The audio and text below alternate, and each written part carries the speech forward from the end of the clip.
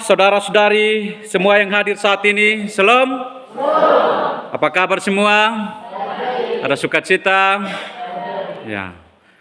Bapak Mama, saudara-saudari, tema renungan kita saat ini, jangan jadi batu sandungan bagi sesama. Kira-kira kita yang ada saat ini, apakah semua hobi bola kok Bapak Mama? Ya, mungkin karena saking hobinya Bapak Mama, pemuda hari ini hampir tidak datang gereja. Ya, hari ini Bapak Mama yang bermain bola itu negara-negara besar. Apalagi dong fans yang Argentina misalnya, dong tidak mau datang ke gereja karena bola Piala Dunia. Tetapi saya mau katakan bahwa Bapak Mama, jangan kita menggeser waktu Tuhan hanya karena waktu kita. Sekali lagi, jangan menggeser waktu Tuhan hanya karena waktu kita. Jangan sampai karena kepentingan kita Bapak Mama, kita bilang, coba ini ibadah jam 8 tunda, supaya kami selesai nonton bola baru kami ibadah. Ya. Waktu Tuhan itu Bapak Mama tidak bisa ditunda dan tidak bisa dikompromi dengan waktu manusia. Tadi Bapak Mama ada yang kasih status bilang, coba ini dong tunda tahan bermain dulu, saya pergi gereja dulu, pulang baru lanjut bermain. Jadi pikir ini jadwal Piala Dunia ini dong mau sesuaikan dengan kampung waktu. Ya. Jadi jadwal Piala Dunia juga dia tidak akan bergeser. Dan jadwal waktu Tuhan juga Bapak Mama dia tidak akan bergeser.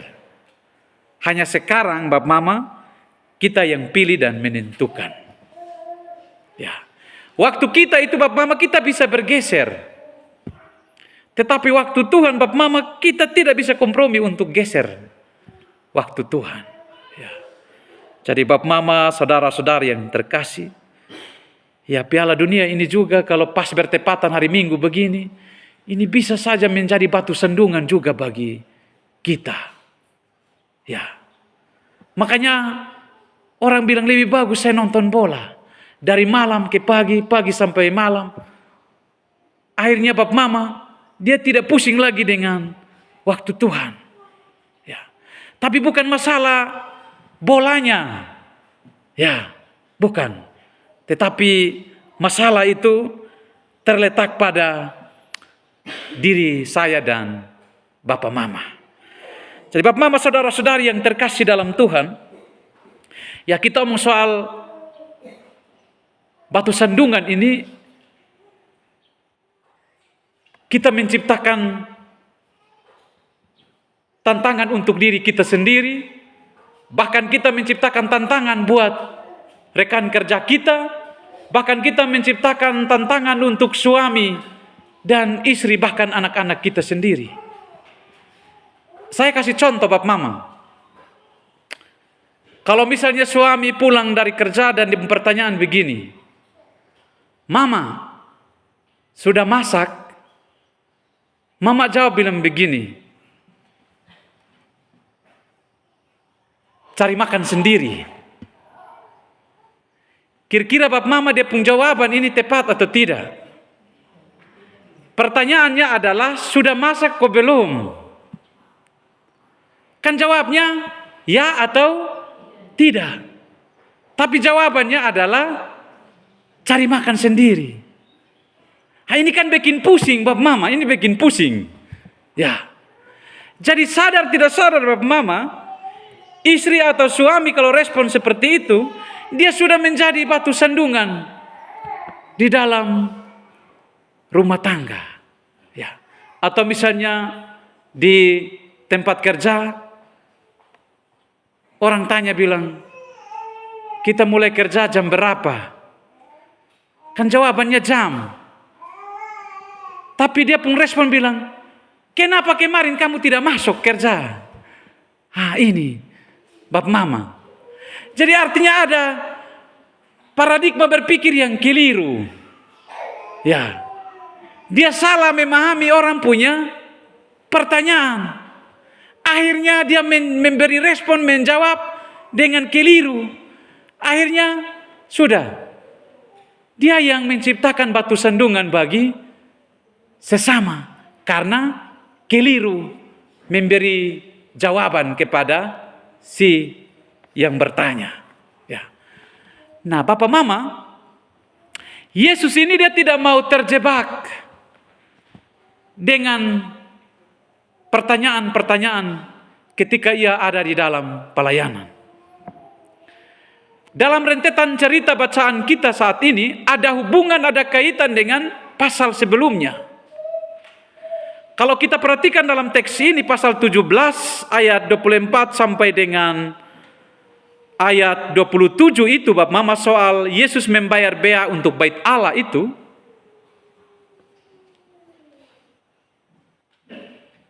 pemungut bea atau pemungut pajak ini, Bapak Mama, di bait Allah, dia bertanya kepada Simon, apakah gurumu tidak membayar bea 2 dirham itu?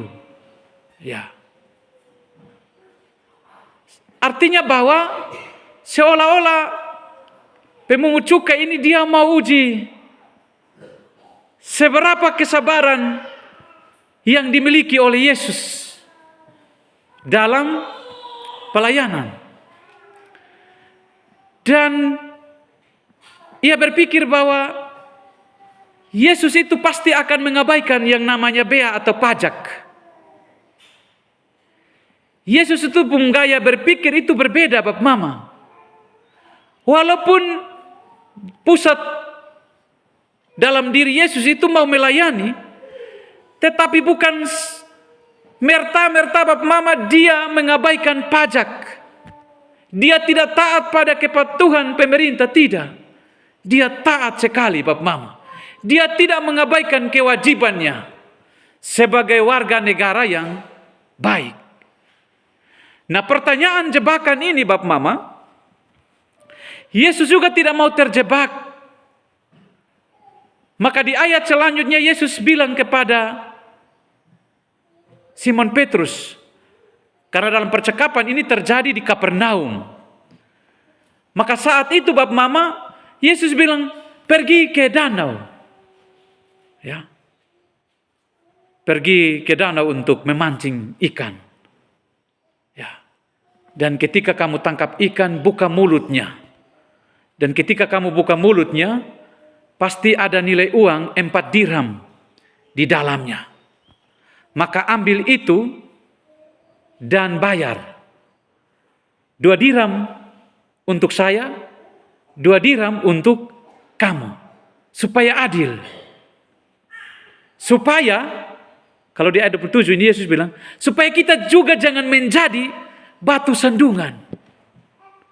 Jadi seandainya, Bapak Mama, kalau Yesus tidak melakukan dia punya kewajiban untuk membayar bea atau pajak, itu juga otomatis, Bapak Mama, Yesus juga menjadi batu sandungan bagi masyarakat yang ada di sekitar. Jadi Yesus tahu posisinya Yesus juga. Ya. Jadi kepatuhannya kepada pemerintah, kita tidak bisa mengabaikan itu. Lalu kemudian cerita ini juga berlanjut, Bapak Mama, tentang kehidupan atau pribadi yang dimiliki oleh murid-murid. Ternyata dalam diri murid-murid itu pun juga mereka sangat haus dengan kekuasaan. Ya. Mereka sangat haus dengan jabatan. Mereka sangat haus dengan kedudukan. Ya, ini omong soal posisi jabatan ini, Bapak Mama. Siapa yang tidak mau? Ya. Pasti saya dan Bapak Ibu, saudara-saudara yang hadir saat ini, pasti semua suka dan mau jabatan itu. Ya. Karena kalau kita jabat, Bapak Mama, yang kita tuntut adalah orang harus menghargai kita. Tetapi sadar dan tidak sadar, terkadang jabatan itu kita menganggap rendah orang lain. Bahkan jabatan itu juga bisa merupakan kesombongan bagi kita untuk menekan dan menindas rekan kerja kita. Karena kita bilang, saya yang jabat, saya sebagai pemimpin, jadi saya salah juga kamu harus ikut saya. Maka Bapak Mama, karena jabatan itu penting, pada dasarnya semua orang berlomba-lomba untuk mendapat itu jabatan, kekuasaan. Sama juga dengan murid-murid. Mereka punya kerinduan, punya ambisi, punya cita-cita, punya harapan untuk dapat itu jabatan. Ya, jadi di pasal 18 ayat 1 sampai dengan 5 ini, mereka datang bertanya kepada Yesus, siapa yang terbesar di dalam kerajaan sorga? Ya, ini sepertinya ini Bapak Mama, kalau kita terlalu punya ambisius untuk punya kedudukan, punya kejabatan Bapak Mama, kita juga harus hati-hati. Kita bisa saja gila hormat. Ya, jabatan itu Bapak Mama adalah sebuah anugerah terindah dari Tuhan. Ya. Kalau dalam jabatan struktural Bapak Mama, tidak selamanya kita harus punya ambisi untuk menjabat. Ketua, misalnya ketua, sekretaris, bendahara, atau apapun itu Bapak Mama. Tidak harus. Dan kalau sampai Tuhan memberikan kita itu jabatan, harus bilang ini sebuah anugerah terindah dari Tuhan.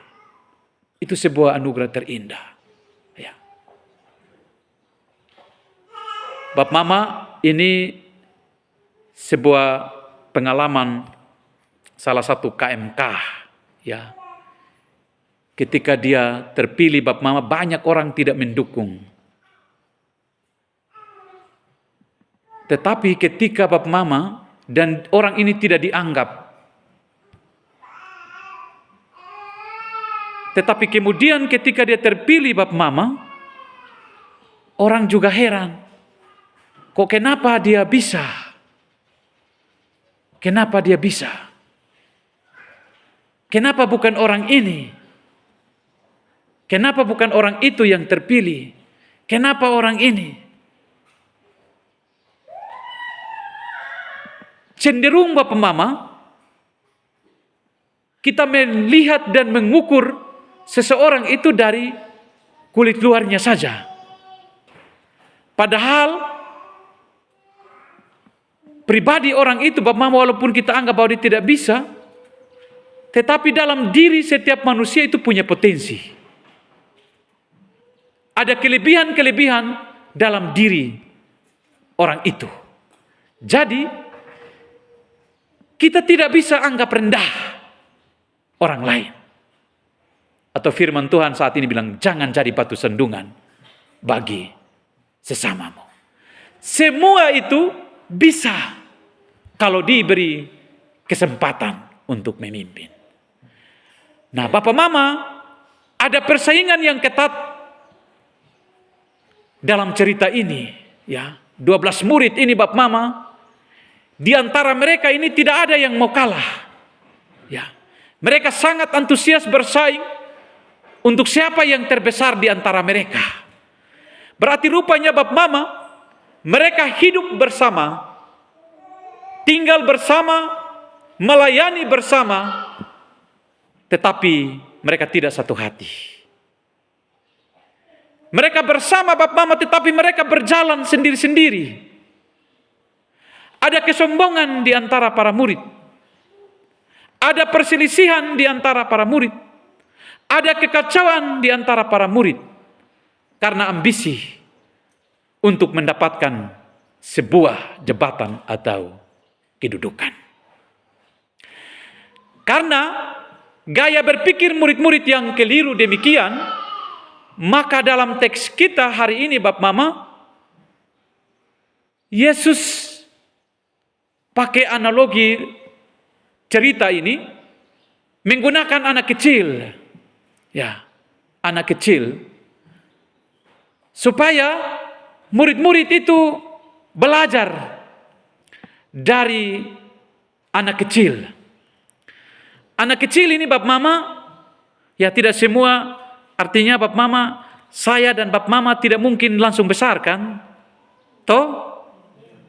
Ya.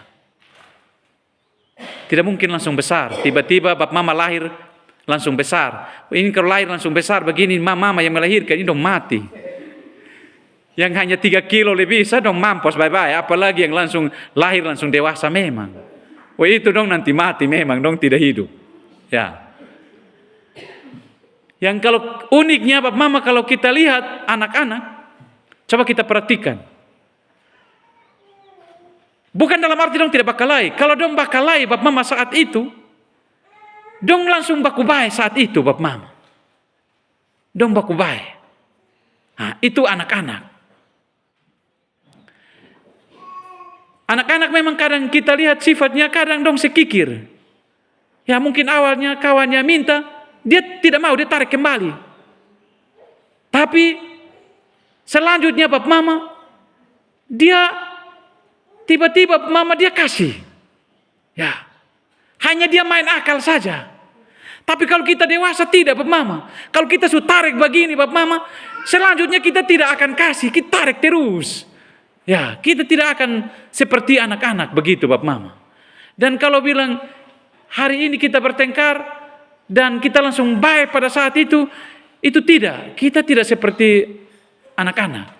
Maka Bap Mama cerita ini, Yesus mau pakai itu anak kecil supaya murid-murid belajar dari anak-anak. Supaya mereka harus rendah hati. Harus rendah hati. Dan harus tulus. Anak-anak itu Bap Mama mereka tulus. Mereka penuh dengan ketulusan. Ya, mereka sangat tulus. Ya. Tetapi Bap Mama, cerita selanjutnya bahwa kalau di ayat ke-6 ini Bap Mama, kalau barang siapa yang mengesatkan, ya, salah satu dari anak-anak kecil ini yang percaya kepadaku, lebih baik baginya jika sebuah batu kilangan diikatkan pada lehernya. Dan di sini bilang apa? Ditenggelamkan ke dalam laut. Kalau lagu anak sekolah minggu,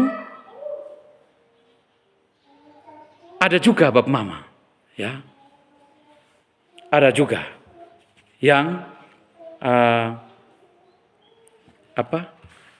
lagunya bilang, guru-guru sekolah minggu dong, masih ingat ku tidak? Ya, angkat bebanku, buang ke laut, buang ke laut. Ini refnya. Ini dong lupa ini. Ya, guru sekolah minggu dong lupa, apalagi saya dan Bapak Ibu majelis dan jemaah. Ya, judulnya Aku Bahagia. Ya, aku bahagia, bahagia, ya. Ini kalau supaya menasan ame baru dong ingat. Ya, ya. Jadi maksudnya lirik lagu ini dia punya makna Bap Mama. Artinya beban kita itu angkat dan buang ke laut itu Bap Mama harus dilepaskan. Tetapi dia punya makna tersendiri juga bahwa kita manusia itu punya beban, punya persoalan hidup. Dan kita tidak bisa tangani sendiri. Kita harus berserah, berharap, dan berjalan bersama dengan Tuhan. Maka bilang, angkat bebanku, buang ke laut. Ya, lepaskan saya dari beban hidup. Ya, jadi memang lagu sekolah minggu ini Bap Mama, ini ingatkan kita supaya ketika ada persoalan Bap Mama, tantangan dalam hidup, berjalanlah bersama dengan Tuhan. Ya, jangan ada beban juga masih jadi batu sandungan lagi. Ya, Suami sakit, salahkan istri. Istri sakit, salahkan suami, bahkan anak-anak. Atau dong baru pacaran juga, salahkan pacarnya. Ini sadar tidak sadar Bapak Mama, kita sudah jadi batu sandungan bagi orang lain. Kalau diri sadar Bapak Mama, ya sadar bahwa saya salah. Ya, itu Bapak Mama. Jadi kita harus mesti hati-hati untuk tidak boleh menjadi batu sandungan. Makna tenggelamkan ke laut dalam konteks teks ini Bapak Mama. Ini kan cerita berlanjut bahwa orang yang menyesatkan anak-anak yang percaya kepada Tuhan itu Bapak Mama, dia harus ditenggelamkan. Artinya ada hukuman, ada risiko. Ya. Celakalah orang yang, kalau bacaan selanjutnya, celakalah orang yang menyesatkan.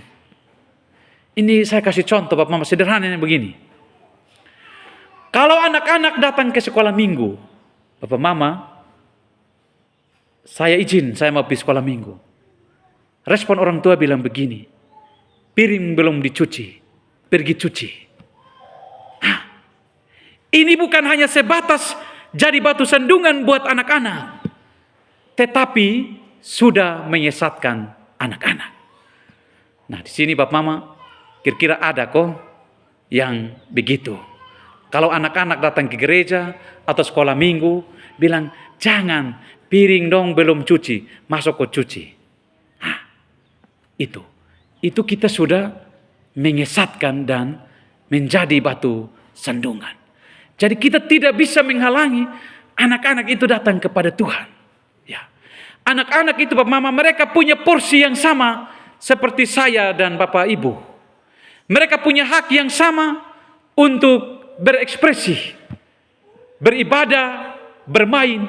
Kadang-kadang Bapak Mama cenderung orang tua mengurung anak-anaknya untuk tidak ada waktu untuk bermain.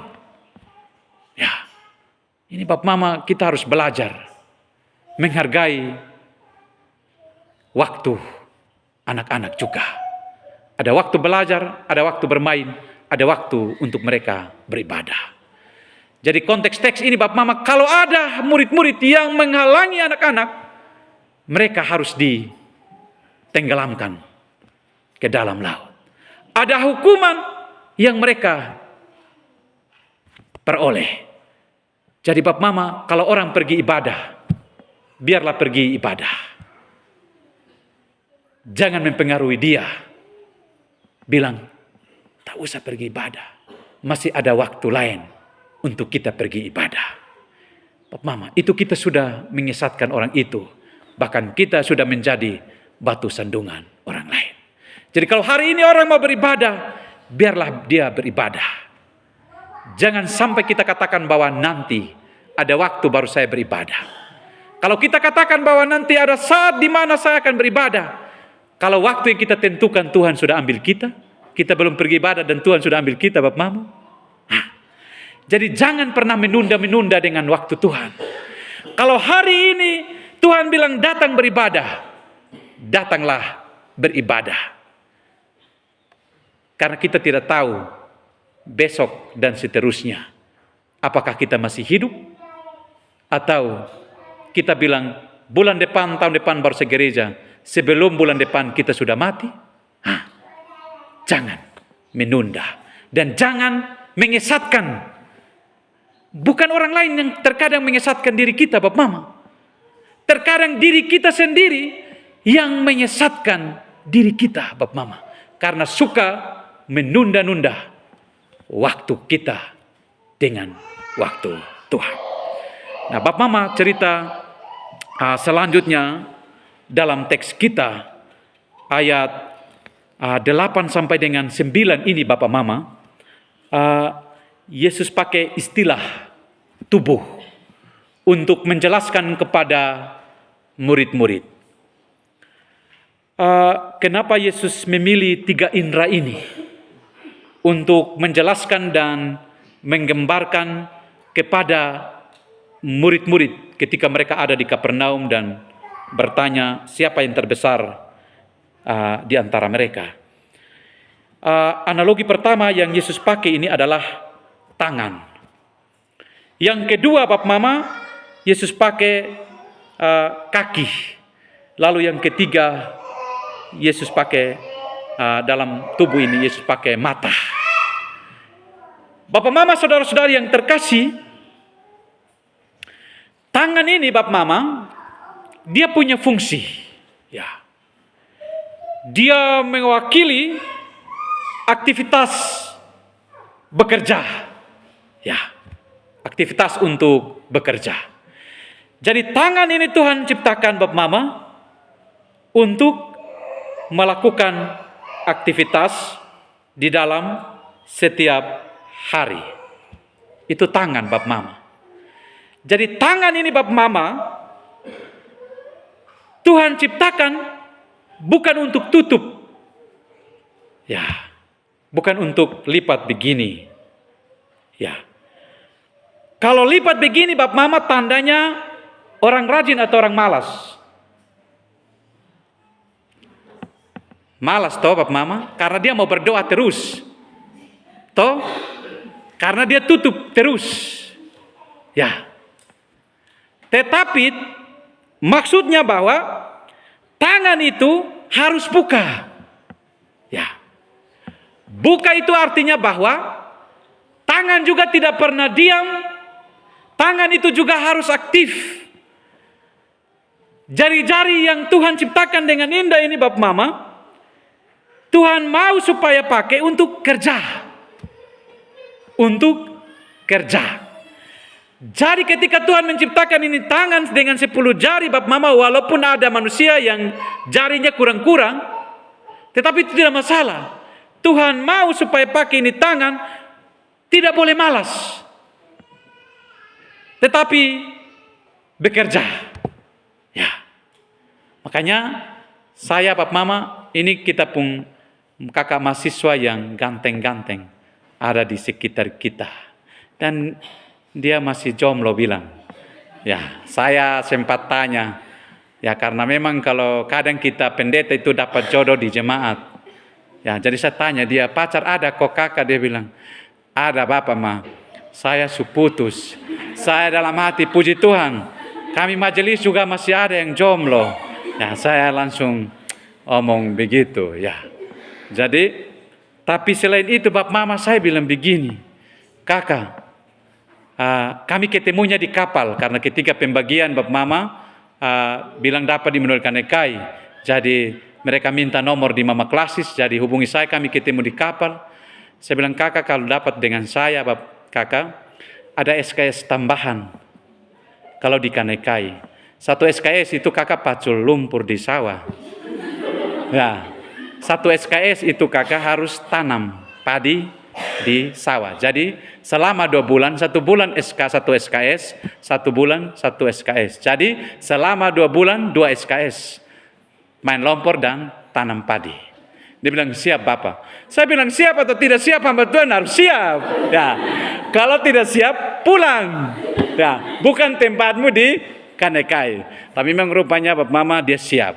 Ya, jadi dia sudah siap, dia pun tangan untuk main lumpur. Kalau pendetanya main lumpur dan mahasiswanya tidak main lumpur, pulang saja. Atau seperti firman Tuhan saat ini, tenggelamkan bukan di dalam laut, di rawa-rawa atau di kolam ikan. Ya, begitu. Ya. Jadi Bapak Mama, Tuhan pakai istilah indera tangan ini supaya jangan kasih manja. Ini tangan. Jangan kasih manja Bapak Mama.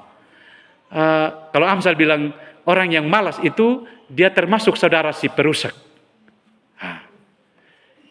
Saya yakin semua ini bukan saudara si perusak. Apa yang ditulis oleh Amsal. Semua di sini dong pakai dompung tangan ini untuk bekerja. Makanya Bapak Mama dong kerja-kerja sampai hari Minggu juga dong datang dong terlambat. Ya, itu tangan. Ya. Tangan juga pakai Bapak Mama untuk jangan malas buka itu Alkitab. Jangan malas buka itu Alkitab. Pakai itu untuk rajin. Bapak Mama, kenapa orang pun Alkitab itu Bapak Mama talengket? Bapak Mama coba buka Kejadian sampai Wahyu. Dong lengket mati dari toko itu sampai karena dong mau nikah, dong beli, habis itu dong simpan, dong gereja juga ada, dong tidak buka. Bukan masalah sayang itu Alkitab, bukan. Tetapi Tuhan bilang buka itu Alkitab, pakai itu tangan supaya baca. Begitu. Supaya bukan itu demi halaman dong lengket model ke apa? Besi beraniku. Dong lengket terus. Bukan, ya, tapi isinya harus ini. Jadi tangan itu dipakai untuk melayani Tuhan, Bapak Mama.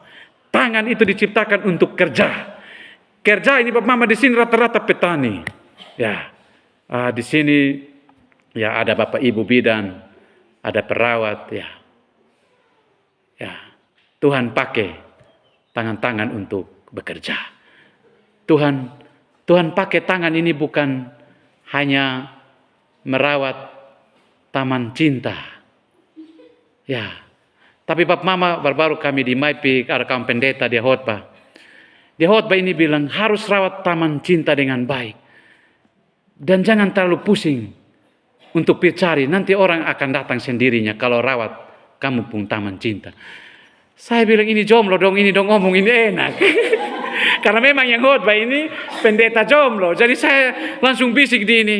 Pendeta Baifui dengan ini Sion Fahmi, saya bilang ini memang pendeta jomblo ngomong ini enak. Maksudnya memang Tuhan kasih ini tangan ini untuk rawat kita pun diri. Ya, taman cinta yang ada dalam diri kita. Tapi rawat habis Bapak Mama. Kalau diam itu namanya mati rasa. Dia khotbah saya bilang yo tidak apa-apa, tapi saya memang jomblo dong ini memang yo tidak apa-apa, tapi karena dong posisi dong jomblo. Kalau kami yang tua beda, rawat habis itu taman cinta harus kalau ada rasa keluar dari itu taman cinta, cari itu Bapak Mama. Ya, jadi memang tangan ini berfungsi banyak hal, ya banyak hal. Pegang yang baik, tahu Bapak Mama, tangan ini kadang pegang yang baik. Kadang pegang yang tidak baik. Ya kadang tidak baik. Ya kadang baik, kadang tidak baik. Jadi memang tangan ini berfungsi banyak hal. Pegang yang baik, kadang tidak baik juga. Ya, jadi memang ini Tuhan mau sampaikan kepada murid-murid. Itu indera yang pertama Bapak Mama. Tetapi yang kedua Bapak Mama, indera yang kedua Tuhan pakai kaki. Ya, kaki. Jadi kaki ini Bapak Mama, dia mewakili tubuh ini untuk bergerak. Ya, bukan diam, tapi bergerak. Dia berjalan Bapak Mama. Dia berjalan, dia mencari peluang. Dia mencari peluang. Ya, dia membangun relasi dengan orang lain. Ya, jadi kaki ini Bapak Mama Tuhan ciptakan bukan untuk hanya di kamar. Ya. Jadi kalau orang Bapak Mama, dia tidak gunakan kakinya untuk berjalan, beraktivitas, itu berarti dia agak sedikit rusak mentalnya. Agak kelainan Bapak Mama. Coba perhatikan Bapak Mama orang yang gangguan mental, kejiwaan, kadang-kadang dia kurung dirinya sendiri di kamar. Dia tidak mau berjalan kemana-mana. Dia tidak mau membangun komunikasi dengan orang lain. Dia tidak mau membangun relasi dengan orang yang ada di sekitar lingkungan. Ya, dia tidak mau berjalan kemana-mana. Ya, jadi secara psikis, secara psikologi, Bapak Mama, kalau kita temukan orang-orang begitu dia hanya kurung diri, itu dia pun jiwa itu bermasalah. Jadi jangan bilang orang dia tidak bergaul dengan orang lain, dia itu normal, tidak. Secara kejiwaan itu Bapak Mama orang itu terganggu. Ya, di sini tidak ada toh Bapak Mama, tidak ada yang kurung-kurung diri. Tuhan mau tuh Bapak Mama, murid-murid itu, dampung hubungan relasi itu, jangan hanya di 12 murid itu saja, jangan. Dan jangan ada pagar tembok di antara mereka. Mereka harus keluar memperbaiki mereka punya hubungan relasi dengan orang lain. Dan mau dapat berkat, Bapak Mama harus jalan. Pelayanan itu Bapak Mama, murid-murid jangan hanya sekitar orang Yahudi. Lalu orang yang non-Yahudi, Yunani, orang Samaria, mereka abaikan. Tidak. Jadi fungsi kaki yang Tuhan maksudkan itu Bapak Mama, Tuhan bilang pakai itu kaki berjalan dan berjalan untuk melayani. Kadang Bapak Mama, orang baru melayani sedikit, dia bilang saya pun lutut ini sulema, saya sudah tidak bisa. Ya, lebih baik saya berhenti melayani baru satu periode. Dia bilang saya sudah tidak sanggup lagi, saya pun lutut susun bisa. Ya, jadi Bapak Mama, kita punya kaki ini, kalau selagi kuat kita bilang kuat. Tapi kalau sudah lansia dan memang kita sudah tidak bisa pakai tongkat, ya itu baru bilang ya sudah lansia. Makanya kenapa Bapak Mama orang kesehatan ada senam khusus untuk lansia. Toh Bapak Mama, untuk kasih segar kembali dompung tubuh yang agak sedikit error. Nah kita kan belum error. Jadi kalau belum error Bapak Mama, jangan alasan bahwa saya pun kaki ini sakit, jadi ibadah bisa tunda atau saya tidak mau melayani. Ya. Jadi kaki ini Tuhan ciptakan untuk berjalan, untuk pergi melayani. Ya. Lalu yang berikut Bapak Mama, Tuhan pakai istilah dengan mata. Bapak Mama, mata itu penting untuk kita melihat. Tapi Bapak Mama, bukan hanya mata yang terbuka, mata yang bisa melihat, dia tahu tentang kehidupan. Tetapi orang yang buta sekalipun juga dia bisa. Makanya kenapa orang buta bercinta? Dia hanya pegang, ya mungkin karena ada sesuatu indera yang Tuhan kasih. Walaupun dia buta sejak lahir Bapak Mama, dia bisa ke skala orang yang normal dong. Orang yang bagus-bagus saja belum kawin, yang buta dong suka kawin. Coba lihat Bapak Mama, dong jalan, dong berpakai tongkat, dong hanya begini, dong gandeng dong pu istri. Nah bagaimana orang yang dia lihat baik-baik mah, dia tidak keker baik-baik sampai hari ini dia jomblo seumur hidup. Artinya ini hal contoh sahabat Mama. Ya, jangan tersinggung. Ini contoh sah. Lihat baik-baik dan keker baik-baik. Orang buta saja Bapak Mama, dia tidak pakai keker. Tapi dia ketemu tahu bagaimana. Tuhan memang kasih dong kelebihan. Ya, ada rasa Bapak Mama. Orang buta ini dia ada rasa. Nah kalau orang lihat baru dia tidak ada rasa, aduh dia mati rasa, nah sudah. Lebih dia mati saja atau dia jadi buta. Ya, itu artinya begini. Maksudnya, ini kita hanya intermezzo saja, ya bercanda. Tapi maksudnya pakai mata untuk lihat keadaan yang ada di sekitar. Tuhan ciptakan mata untuk melihat keadaan yang ada di sekitarmu. Ya. Kalau orang-orang yang masalah, ada orang yang mau ditolong Bapak Mama, pakai mata itu lihat untuk bantu. Tapi kadang-kadang Bapak Mama kita mata ini melihat, tetapi ketika kita melihat keadaan kita pura-pura buta. Tuhan bilang jangan pura-pura buta lihat orang pun susah. Jangan pura-pura lihat orang pun susah. Pakai mata itu untuk lihat orang pun susah. Tapi pakai mata juga untuk lihat diri juga. Ya, maka evaluasi diri itu juga penting. Dan Bapak Mama pakai mata juga untuk lihat, mengamati, dan ada pertimbangan untuk ambil keputusan. Jangan sampai Bapak Mama saya dan saudara-saudari kita lihat bahwa itu sebenarnya salah. Tapi karena kita pura-pura buta, kita juga tersandung, terjebak, dan sama-sama jatuh. Bapak Mama jangan pakai mata untuk melihat. Kalau memang itu salah, kalau memang itu jahat, jangan. pakai mata untuk lihat. Pakai mata untuk lihat, habis timbang baik-baik dan ambil keputusan. Kalau salah, jangan ikut. Kalau salah, jangan jadi batu sandungan juga bagi orang lain. Kalau dirimu salah, biarlah. Jangan tarik orang untuk ikut salah. Begitu ya Bapak Mama. Kadang-kadang Bapak Mama, kita salah dan tidak mau disalahkan juga, diri orang lain menjadi korban. Kita bisa jebak orang itu untuk sama-sama jatuh dengan kita. Dan ketika kita jatuh, kadang-kadang kita belajar untuk bikin susah orang itu. Kita bilang, saya yang bukan salah, tapi dia yang salah, karena dia terjebak. Jadi Bapak Mama, mata ini pakai untuk evaluasi kita pun diri. Ya, jangan menodai persekutuan, persaudaraan di antara kita hanya karena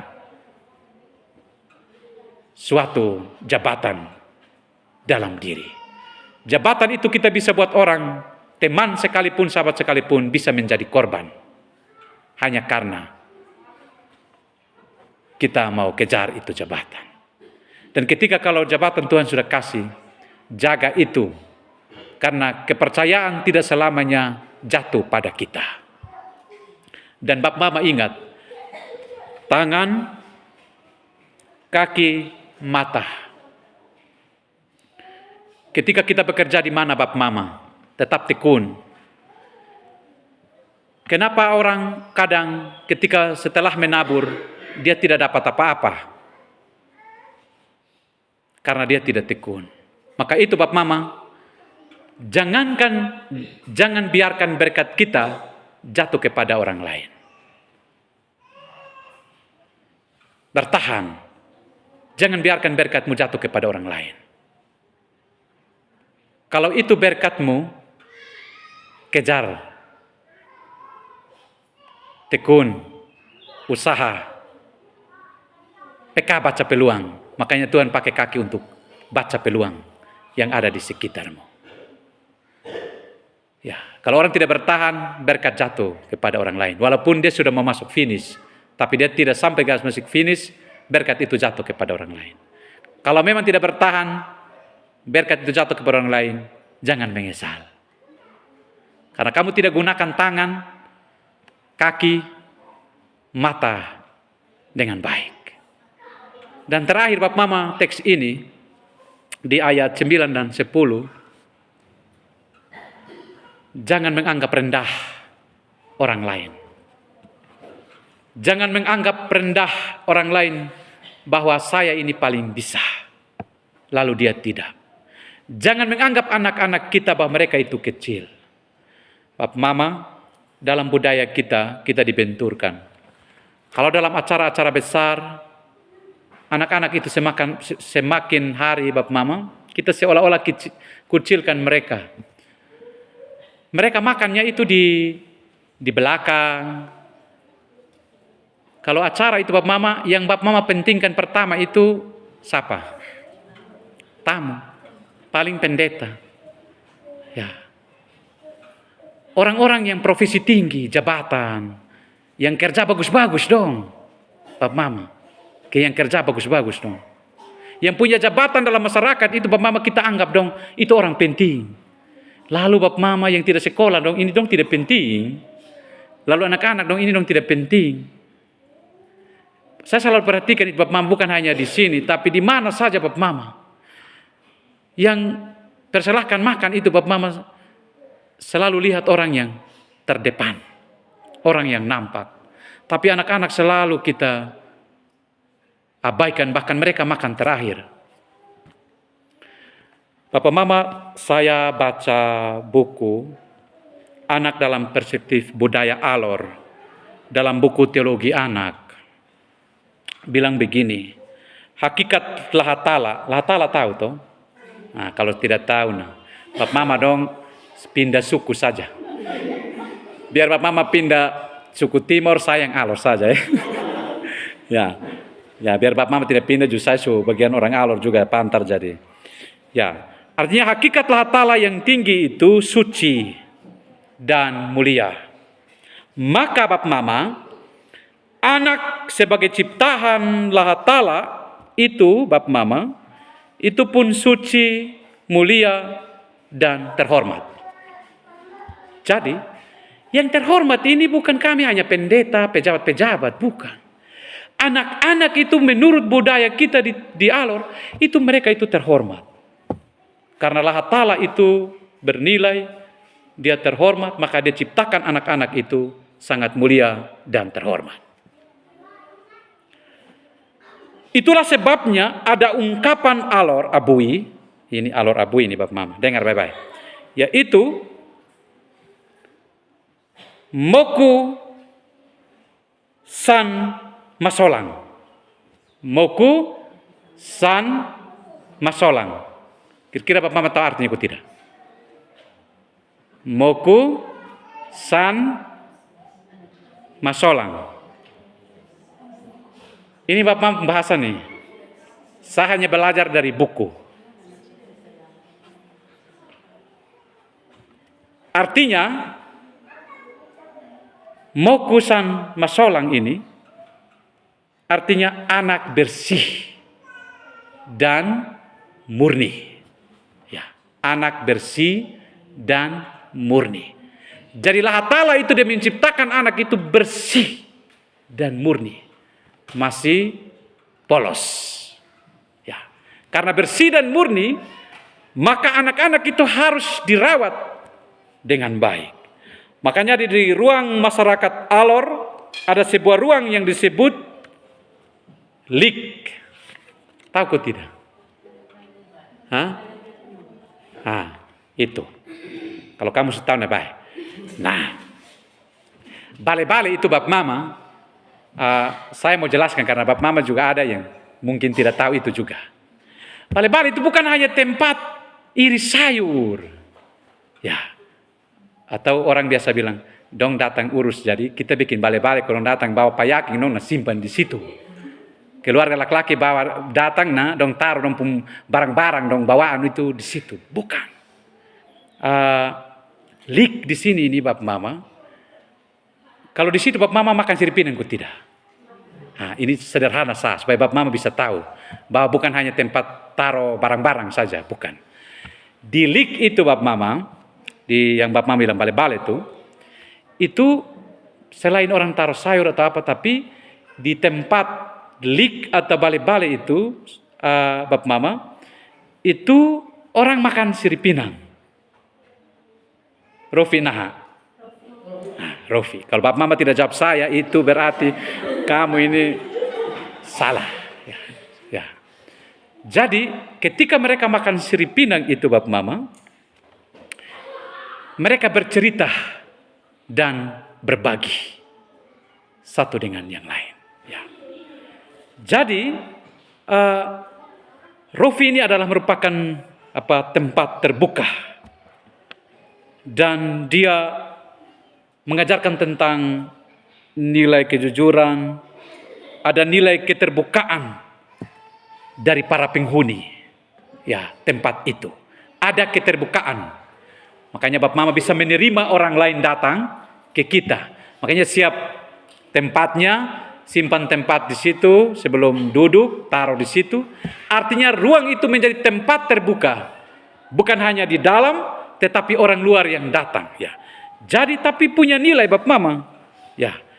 Itu juga punya wadah pembentukan anak-anak, spiritualitas anak-anak.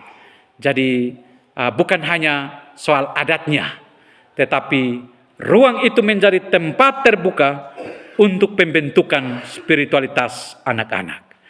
Di tempat itu Bapak Mama bukan hanya makan siripinang, bukan.